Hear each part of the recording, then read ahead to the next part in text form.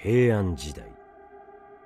Berlatar belakang pada era Heian, di mana kegelapan masih ada, orang-orang percaya mereka hidup berdampingan dengan makhluk yang tak kasat mata. Manusia, iblis, dan monster hidup dalam kegelapan di ibu kota yang sama. Terkadang, mereka hidup di bawah satu atap dan menghirup udara yang sama.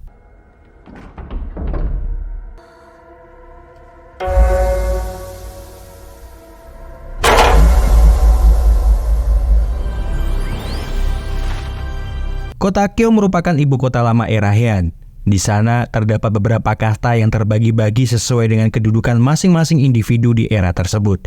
Di bagian utara terdapat Daidari yang terletak di luar istana dan menjadi pusat segala pemerintahan.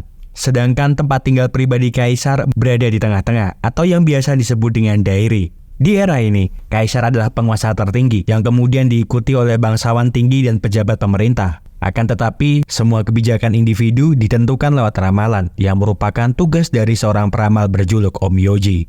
Untuk mendapatkan gelar Onmyoji, para orang-orang harus belajar di lembaga pendidikan atau biasa disebut dengan biru Onmyo, dan pembimbing keilmuan mereka disebut dengan pamong. Tidak ada batasan atau status sosial bagi mereka yang ingin belajar di sana, tetapi di luar itu, status sosial adalah segalanya. Beruntung bagi mereka yang terlahir sebagai bangsawan. Kalau tidak, mereka hanya pegawai negeri rendahan atau orang biasa yang banyak direndahkan oleh kaum-kaum bangsawan. Maka dari itu, banyak dari mereka yang terlahir dari kasta terbawah belajar menjadi Onmyoji untuk merubah nasib mereka. Ada 4 pamong yang mengajari anak-anak muda itu untuk menjadi Onmyoji. Di antaranya Hajime, sang pamong guru. Lalu ada Korekuni, sang pamong astronomi, yang mengajari mereka tentang sejarah Jepang dimulai dari masa 1000 tahun yang lalu. Tadayuki, sang pamong Onmyo, mengajari mereka tentang bagaimana cara membuat obat dan pengetahuan tentang berbagai racun paling mematikan. Terakhir ada Fujiwara, sang pamong kalender, yang mengajari mereka tentang teori 5 unsur yang ada di bumi. Keempat pamong itu dipimpin oleh sang kepala biru Onmyo bernama Yoshisuke, yang juga mengajari para murid-murid biru Onmyo tentang berbagai macam kutukan atau sumpah. Yoshisuke juga mengajari mereka tentang sugesti atau hipnotis yang bisa membuat musuh mereka terhipnotis dengan mantra yang mereka rapalkan. Tetapi mantra itu biasanya hanya bisa dilakukan oleh Onmyoji kelas atas. Untuk naik ke Onmyoji, seorang murid harus mendapatkan gelar guru terlebih dahulu. Dan di antara mereka yang baru bisa mencapai titik tersebut hanyalah Yasui. Di atas guru baru Onmyoji, lalu pamong, dan tertinggi adalah kepala biru Onmyoji. Namun puncak dari profesi yang dicita-citakan semua Onmyoji adalah jabatan Onmyoji dari rumah tangga kekaisaran, yaitu Onmyoji pribadi kaisar. Dan saat ini, posisi itu sedang kosong. Ketika para murid sedang membereskan meja makan setelah mereka makan bersama, para murid sedang membicarakan salah satu murid bernama Seime yang sering kabur dari kelas mereka. Mereka menduga kalau dia sering berbuat seenaknya karena menjadi murid kesayangan dari Tadayuki. Apalagi rumor yang mereka dengar, Seime termasuk keturunan anak rubah yang bisa menggunakan sihir tingkat atas selain kepala biru. Ketika Sadafumi sedang membereskan mejanya, dia didatangi oleh Yasui yang kemudian memberikan salinan kertasnya untuk dia kerjakan. Selama ini, Yasui menganggap Sadafumi adalah pelayan karena kasta mereka jauh berbeda. Apalagi mengingat umur Sadafumi yang semakin tua, dia masih pelajar di biru Onmyo. Jadi Yasui menganggap kalau Sadafumi lebih berguna jika dia bekerja sebagai pelayan.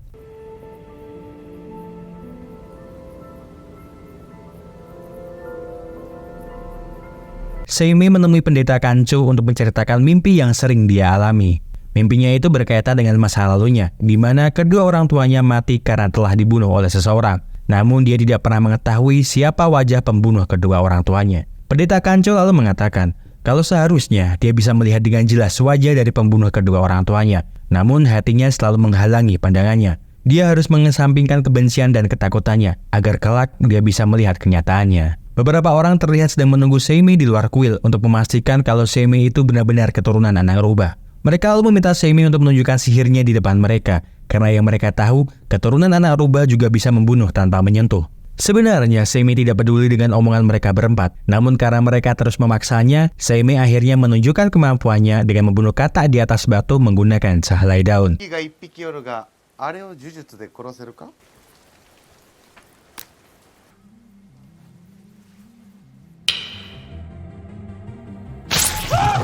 Aksinya itu tak sengaja dilihat oleh Hiromasa yang merupakan salah satu orang kepercayaan dari kaisar. Dia bahkan sangat takjub dengan kemampuannya sehingga membuat Hiromasa ingin sekali bertemu empat mata dengannya. Segera setelah itu, Hiromasa lalu mendatangi biru Onmyo untuk bertemu langsung dengan Seime. Kedatangannya ke sana jelas membuat para pamong dan kepala biru Om Yoji sangat terkejut. Mereka lalu menanyakan tujuannya datang ke sana karena seharusnya mereka lah yang harus mendatanginya. Namun Hiromasa mengatakan kalau tujuannya ke sana hanya ingin menemui Seimei, yang tentu saja membuat mereka berlima sangat terkejut mendengarnya. Sebelum bertemu dengan Hiromasa, Korel Kuning memberikan pesan kepada Seimei kalau Tuan Hiromasa adalah pengawas istana yang merupakan atasan dari para pamong. Dia merupakan cucu pertama kaisar sebelumnya yang mempunyai keahlian tak tertandingi dalam urusan musik. Berhati-hatilah, jangan sampai menyinggung perasaannya, karena satu-satunya orang yang bisa berbicara bebas dengan kaisar adalah dirinya. Apapun yang dia inginkan, Seimei harus menolaknya, karena seorang murid biasa seperti dirinya tidak layak jika harus disandingkan dengan orang sepertinya. Namun dengan cueknya, Seimei mengatakan kalau pamongnya itu tidak berhak untuk mengatur dirinya berbicara dengan siapapun. Tidak perlu khawatir dengan apa yang akan dia katakan, karena sebenarnya dia pun malas untuk bertemu dengan orang-orang dari pemerintahan. Sesampainya Seimei di hadapan Hiromasa, Seimei langsung menolak permintaan dari Hiromasa meskipun dia tidak tahu dengan apa yang Hiromasa minta dari dirinya. Seimei mengatakan kalau lebih baik dia meminta pertolongan kepada Om Yoji resmi daripada dia harus meminta pertolongan kepada murid meskipun Hiromasa menganggapnya kasar. Hiromasa mencoba bertanya tentang bagaimana dia bisa membunuh katak yang berada di kuil Kancho dengan menggunakan sehelai daun. Seimei pun menjelaskan kalau itu hanyalah sebuah mantra seperti beberapa tikus yang akan diberikan kepadanya.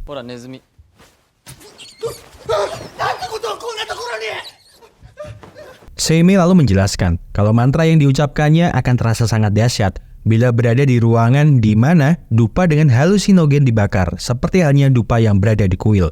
Orang-orang dituntun dengan kata-kata yang lalu diperkuat dengan persepsi lain, sama seperti apa yang Hiromasa lihat di kuil. Tapi hakikat mantra itu berada pada diri seseorang, yang artinya perbedaan antara kenyataan dan kebenaran akan berada pada realitas yang sama. Kebenaran adalah kesimpulan yang dia ambil berdasarkan persepsinya. Dengan kata lain, itu akan berubah sesuai yang dipikirkan dan dilihat tiap individu, karena ini hanyalah sebuah sugesti. Segera setelah menjelaskan semua itu, Seimei pun berniat meninggalkan Hiromasa. Namun Hiromasa mengatakan kalau kedatangannya ke sana bukan untuk dirinya, melainkan Putri Yoshiko yang kini sedang berada dalam masalah. Sesampainya di sana, Yoshiko bertanya apakah Seimei seorang peramal, karena seorang peramal biasanya melihat setan atau hal-hal lainnya yang tidak terlihat oleh orang lain. Karena setelah senar koto miliknya putus tadi malam, dia melihat seekor naga. Mendengar hal tersebut, Seimei menduga akan ada sesuatu yang buruk terjadi di sana. Maka dari itu, malam ini dia memutuskan untuk berjaga-jaga di kediaman Yoshiko bersama dengan Hiromasa. Seimei bertanya kepada Hiromasa bagaimana pendapatnya tentang Yoshiko. Bukankah dia khawatir bila ada pria lain mendekati wanita idamannya? Jelas saja mendengar hal tersebut membuat Hiromasa sangat terkejut, karena bisa-bisanya Seimei tahu tentang bagaimana perasaannya terhadap Yoshiko. Hiromasa mengatakan kalau dia tidak berani untuk menaruh perasaan yang berlebihan kepada Yoshiko, karena status sosial mereka yang berbeda. Tak berselang lama, mereka berdua pun mendengar kalau alat musik koto milik Yoshiko berbunyi dengan sendirinya.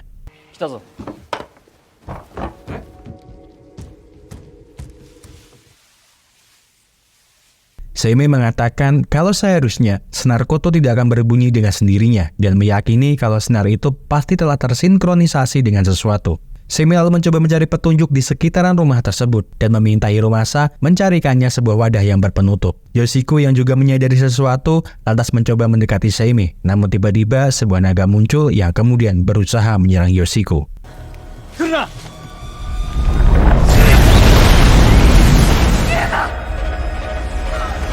Yoshiko-sama!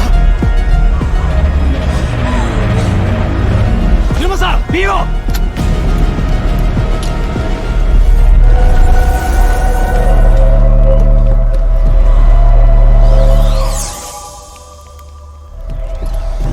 Yoshiko-sama!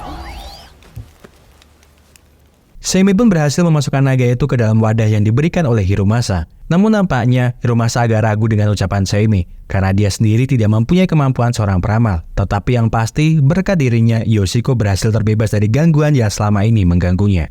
Yoshiko pun terbangun dari pingsannya, yang lalu bertanya kepada para dayangnya tentang di mana keberadaan Hiromasa dan juga Seimei. Dia tak menyangka kalau seekor naga emas benar-benar muncul dan menyerangnya.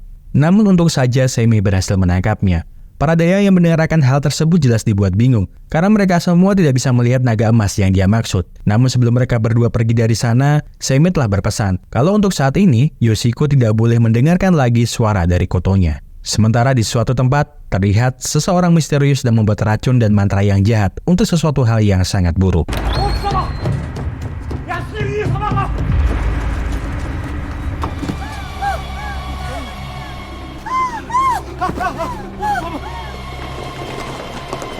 Kabar kematian Yasui segera diketahui oleh para pamong dan juga kepala biru. Para pamong menduga kalau Yasui terbunuh karena sebuah kutukan karena ditemukan sebuah alat kutukan di rumahnya. Namun Yoshisuke mengatakan kalau itu hanyalah sebuah omong kosong, karena jika semua orang mengetahui kematian Yasui dikarenakan oleh sebuah kutukan, bagaimana dengan reputasi mereka? Apalagi Yasui adalah seorang guru biru Onmyo yang tidak mungkin mati karena sebuah kutukan. Jika hal seperti itu sampai terungkap, maka seluruh reputasi mereka akan runtuh. Maka dari itu, mereka harus melaporkan ke pemerintah dan juga masyarakat umum kalau kematian Yasui karena bunuh diri, dan mereka harus segera memilih murid untuk mengisi kekosongan posisi guru biru Onmyo. Keesokan harinya, Korekuni menemui seluruh murid biru Onmyo untuk mengabari mereka semua kalau Yasui mati karena bunuh diri. Tetapi kenyataannya, dia dibunuh oleh seseorang, dan benda berisi kutukan ini ditemukan di rumah Yasui. Para pamong telah memutuskan jika ujian untuk mengisi kekosongan posisi guru biru Onmyo akan ditentukan oleh siapa satu di antara kalian yang bisa mengungkap siapa pembunuh dari Yasui beserta dengan alasannya. Jelas mendengar akan hal tersebut membuat semua murid sangat bersemangat, terkecuali Seimei yang kemudian berniat meninggalkan ruangan tersebut.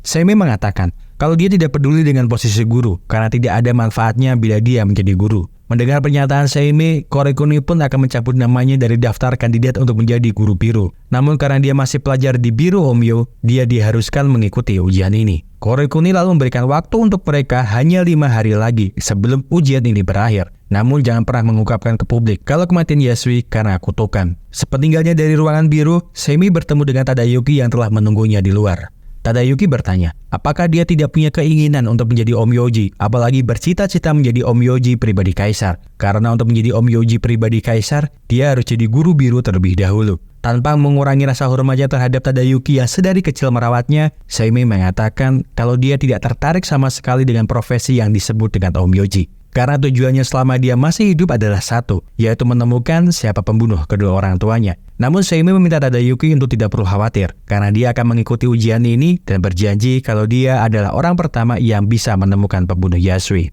Segera setelah ujian untuk memperebutkan posisi guru biru Onmyo dimulai, para murid pun bergegas dengan cara mereka masing-masing untuk menemukan siapa pembunuh Yasui dari melihat ramalan, catatan pribadinya, hingga mendatangi kediaman Yasui. Para murid mencoba untuk melihat bagaimana kondisi TKP kematian Yasui. Namun mereka malah diusir oleh penjaga yang menjaga di rumahnya, karena dianggap mengganggu ketenangan dari keluarga Yasui. Hanya satu orang di antara mereka, yaitu Sadafumi yang mempunyai pikiran lain, dengan mendatangi para pamong di ruangan mereka untuk melihat tulisan tangan dari semua murid.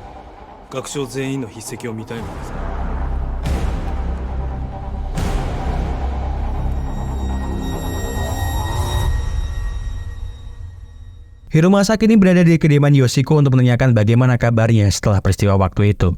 Yoshiko mengatakan kalau saat ini dia baik-baik saja, meskipun saat ini dia hidup sendiri, namun Hiromasa selalu ada di sisinya. Nampaknya baik Yoshiko dan juga Hiromasa sama-sama mempunyai perasaan lebih daripada hanya sekedar teman. Namun status sosial mereka berdua yang sangat berbeda membuat mereka ragu untuk mengungkapkan perasaan di antara mereka. Tak berselang lama, Seimei mendatangi mereka berdua karena dia ingin meminta pertolongan kepada Hiromasa.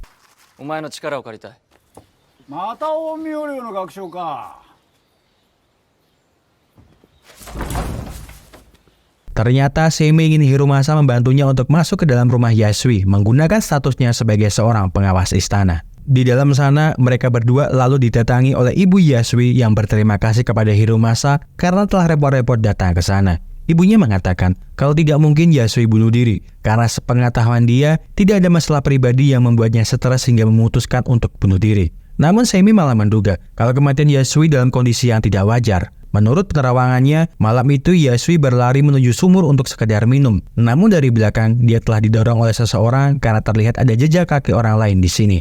Mendengar hal tersebut jelas membuat ibunya semakin terpukul. Dia lalu memohon kepada Hiromasa untuk mencari siapa pembunuh dari putranya. Karena ibunya ingin putranya itu hidup dengan tenang di alam yang berbeda. Mereka berdua pun kini berada di makam Yasui untuk melihat bagaimana kondisi tubuh dari Yasui. Sebenarnya Hiromasa enggan untuk ke sana, karena menurut mitos yang berseliweran di era Heian, menguji mayat yang baru mati akan membuat hidup mereka dikutuk sampai akhir hidup mereka. Seharusnya Tentao harus melakukan ini, dia semestinya bisa menggunakan ramalannya untuk mencari pembunuh Yasui. Namun Seimei mengatakan kalau ramalan adalah mantra, jadi itu tidak akan berguna karena hasilnya tergantung penerimanya. Seimei perlu memastikan dengan jelas bagian tubuh mana saja yang bisa dijadikannya petunjuk atas kematian Yasui. Setelah memeriksa seksama semua bagian tubuhnya dan juga bau dari dalam mulutnya, Seimei segera menyadari kalau Yasui telah meminum racun dan bisa dipastikan kalau racun itulah yang memancingnya menuju ke sumur karena rasa haus dari dalam tubuh, atau mungkin bisa juga ritual yang telah dilakukan oleh seseorang.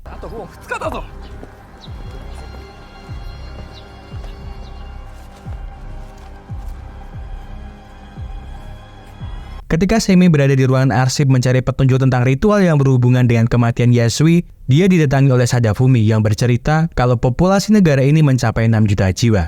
Dari jumlah itu, hanya 12.506 orang adalah pegawai negeri sipil, namun hanya 150 orang saja yang memerintah negara ini. Kepala Biru Omyo memang mempunyai jabatan tertinggi di sini, namun kalangan bangsawan hanya menganggapnya orang kampung, karena status mereka yang jauh berbeda, apalagi mereka para murid yang jauh di bawahnya. Dia bercita-cita ingin melampaui semua itu dengan menjadi Omyoji pribadi kaisar karena dia ingin sekali membanggakan ibunya yang hanya orang desa. Namun usianya sudah menginjak 45 tahun, sehingga dia tidak mempunyai waktu yang banyak untuk mewujudkan cita-citanya tersebut. Maka ketika ada kesempatan untuk bisa menjadi guru biru, dia pun tidak akan melepaskan kesempatan emas tersebut. Jadi kedatangannya ke sana adalah untuk memastikan kalau Seimei adalah pembunuh Yasui, karena dia menemukan sebuah fakta yang jelas kalau tulisan tangan miliknya sama persis dengan tulisan tangan yang berada di boneka kayu yang berisi kutukan itu.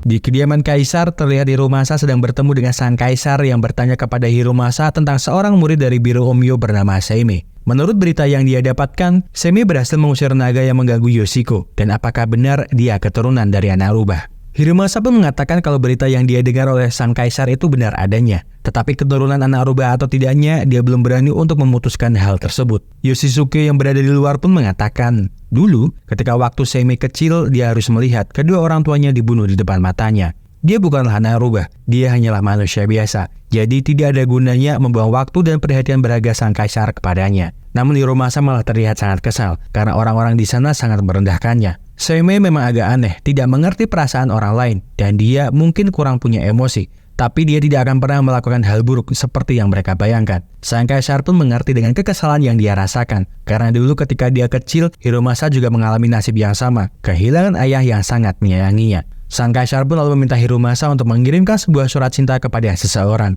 karena hanya dirinya lah yang dia percaya untuk mengirim surat ini. Namun setelah mengetahui surat cinta itu akan diberikan kepada putri Yoshiko, membuat Hiromasa sangat galau, karena wanita yang dicintainya juga dicintai oleh sang kaisar.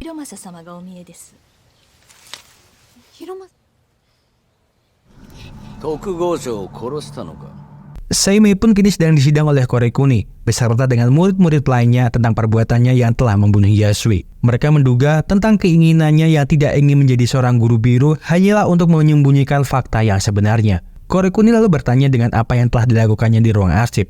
Seimei pun mengatakan kalau keberadaannya di sana hanyalah untuk mencari informasi tentang racun, karena kematian Yasui disebabkan oleh racun setelah dia melihat langsung mayat dari Yasui. Seimei seperti merasakan sesuatu setelah dia mendengar suara dari lonceng Biru Omyo. Namun tiba-tiba ketika Seimei akan dibawa ke dalam kurungan biru, dia mendengar suara Hiromasa yang berteriak mengatakan kalau putri Yoshiko sedang diculik.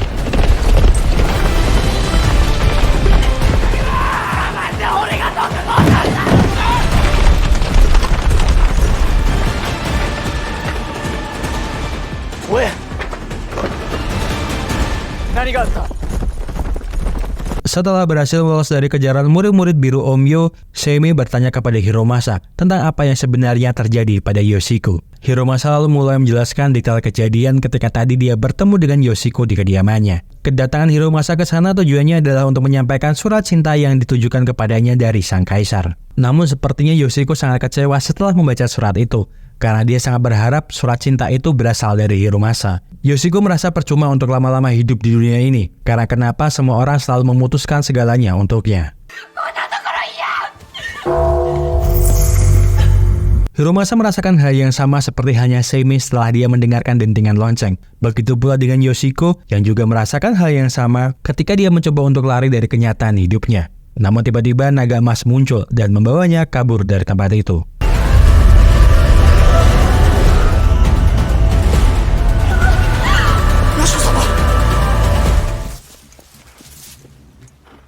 Sampailah mereka berdua di pinggiran hutan terlarang untuk mencari keberadaan Yoshiko. Begitu pula Sadafumi beserta dengan 2 murid biru Onmyo yang lainnya yang berhasil mengejar keberadaan mereka berdua. Setelah beberapa saat mereka berdua mencari, Seimei seperti melihat sebuah boneka rajutan tangan ibunya ketika dia kecil. Namun bersamaan dengan itu, tiba-tiba Hiromasa hilang dari pandangannya. Sementara di suatu tempat, seorang peramal misterius seperti sedang melakukan sebuah ritual kutukan yang ditujukan oleh semua orang yang berada di dalam hutan, termasuk Sadafumi beserta dengan 2 murid biru Onmyo lainnya. Mereka diberikan sugesti nafsu dan kekuasaan, sehingga malah melupakan tujuan awal mereka datang ke sana dan malah saling menyerang satu dengan yang lainnya agar salah satu di antara mereka mendapatkan Seimei, sehingga salah satu dari mereka diangkat menjadi guru Onmyo.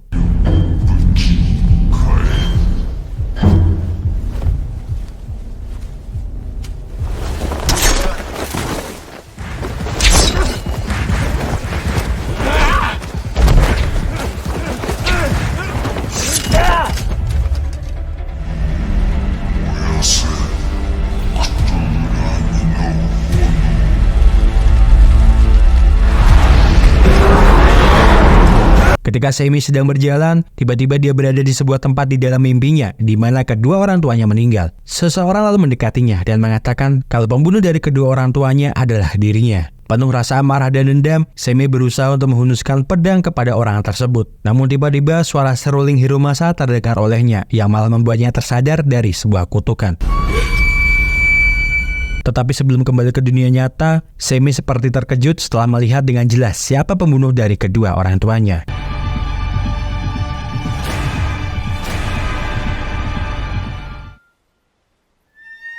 Setelah kembali ke dunianya, Seimei berterima kasih kepada Hiromasa karena suara lantunan serulingnya malah membuat dia tersadar kalau dunia yang mereka pijak bukanlah tempat nyata yang seharusnya tempat mereka. Mereka kini berada di alam dunia bawah sadar, jauh masuk di dalam alam bawah sadar manusia. Apa yang mereka simpan di dalam hati mereka akan muncul di sini, diperkuat dan diperbesar. Jika mereka menyerah pada hasrat mereka, dunia ini akan menelan mereka dan mereka tidak akan pernah kembali. Seimei meyakini kalau mereka sedang terjerat kutukan yang mirip dengan hipnotis dan menduga kalau mereka terkena kutukan saat tak sengaja mendengarkan denting lonceng biru Onmyo. Di kedalaman kesadaran, semua orang akan terhubung. Karena itu, dia dan dirinya berada di sini sekarang. Mereka butuh benang untuk membawa mereka kembali ke dunia mereka. Dan seruling yang Hiromasa mainkan akan terhubung dengan lagu yang dia mainkan bersama dengan putri Yoshiko.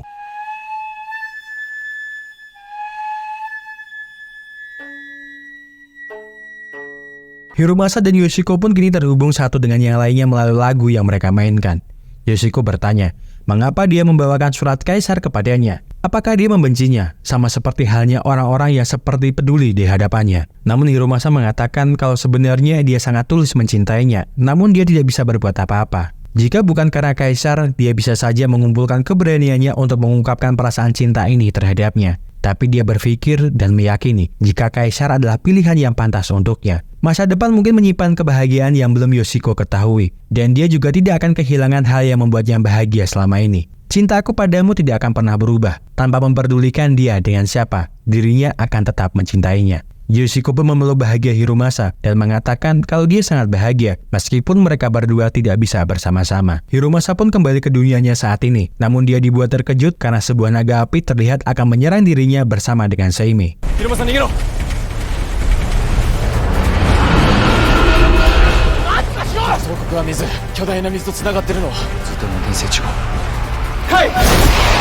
Seimei berhasil membuka dunia baru, sehingga kini mereka berdua berada di biru Onmyo. Naga api pun masih mengejar mereka berdua. Begitu pula orang bertopeng yang terus menari melakukan ritual kutukan.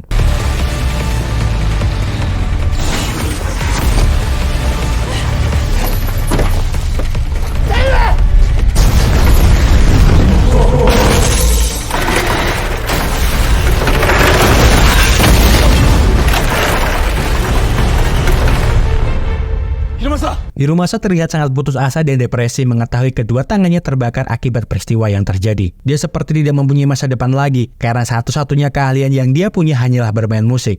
Namun Seimei meyakinkannya kalau dia akan menyelamatkannya dari dunia ini. Yang terpenting bagi dirinya saat ini adalah dia harus mempercayainya.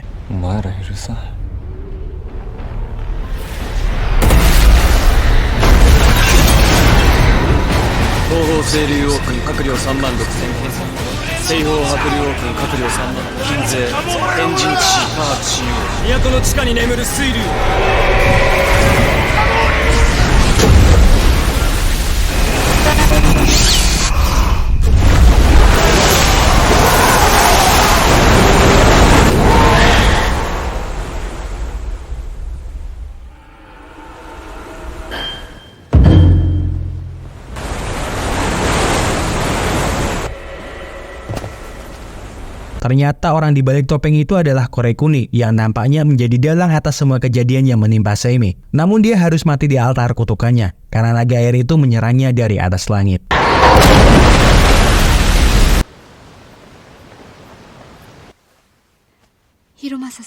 Hirumasa yang berada di pangkuan Yoshiko pun terbangun dari pingsannya. Dia sempat mencari keberadaan dari Seimei yang tak terlihat olehnya di sana. Namun Yoshiko mengatakan kalau dia tidak berada di sini, tetapi dia meyakini kalau Seimei baik-baik saja. Yoshiko lalu mengatakan kalau dia menyadari sesuatu saat dia berada di suatu tempat yang aneh dan misterius.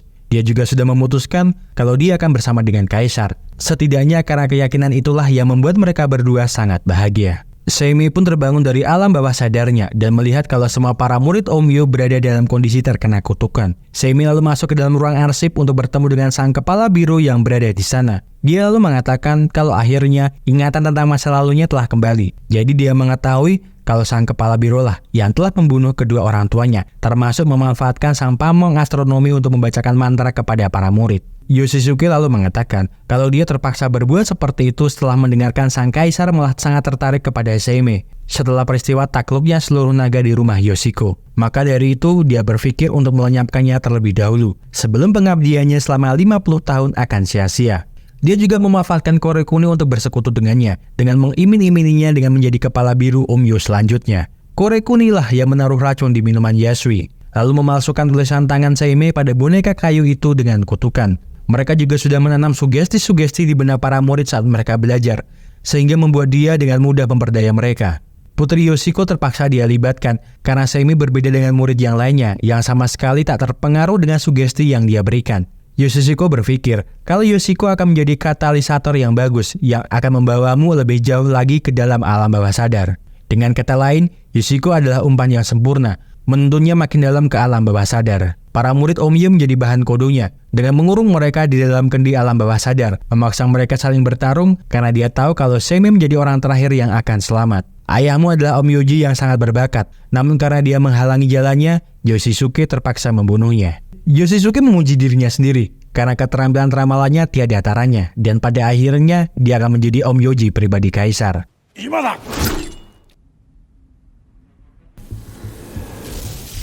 Yoshisuke tak menyangka kalau boneka yang dia kubur bersama kedua orang tua Seimei berada di sana. Seimei lalu mengatakan kalau inti dari sihir itu adalah sebuah kesadaran yang bisa diubah menjadi bentuk materi. Mungkin di luar sana tidak akan ada yang bisa yang melakukan itu. Namun Seimei, sang keturunan anak rubah, akan menunjukkan kepadanya kalau itu bisa dilakukannya.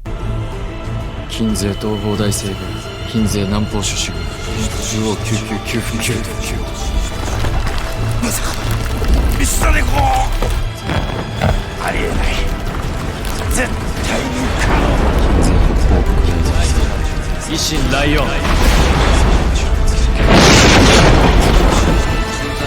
Onmyo no Kami.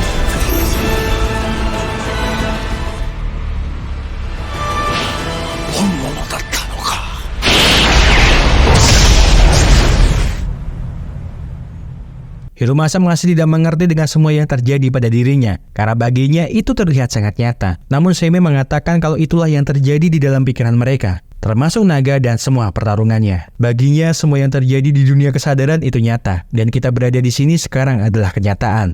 Namun jika dia mati dalam pikirannya, dia juga mati dalam kenyataan. Para murid yang mati di dunia kesadaran pasti juga mati di dunia nyata. Realita adalah kebenaran, sedangkan subjektif adalah objektif. Dia dan dirinya terhubung di tempat yang tidak terlihat, maka karena mereka berdua saling percaya, mereka berdua bisa kembali ke dunia nyata dengan selamat. Dan sebelum film berakhir, setelah mendapatkan kabar tentang kematian sang kepala biru dan pamong astronomi, sang kaisar bertanya kepada Tadayuki tentang siapakah yang paling pantas menjadi Om Yoji pribadinya. Kalau diurutkan senioritas, Tadayuki adalah orang yang paling cocok untuknya. Mendapatkan tawaran sebagai Om Yoji pribadi kaisar tentu membuat Tadayuki sangat senang. Namun dia malah ingin merekomendasikan Abe no Seimei untuk menjadi Om Yoji pribadinya. Terima kasih seluruh sudah menonton rekaman film yang Mas Aku persembahkan untuk kalian semuanya. Semoga terhibur. See you!